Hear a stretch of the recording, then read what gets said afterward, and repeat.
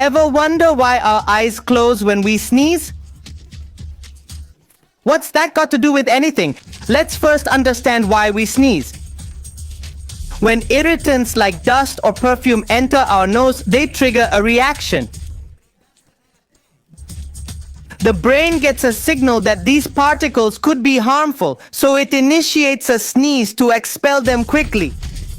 This forceful expulsion helps remove those pesky particles from our... You know, sneezes don't just come once. They keep coming, seemingly non-stop. Our eyes close during sneezing to protect them from those expelled particles. The sneeze is so powerful, it could send stuff flying into someone else's eyes,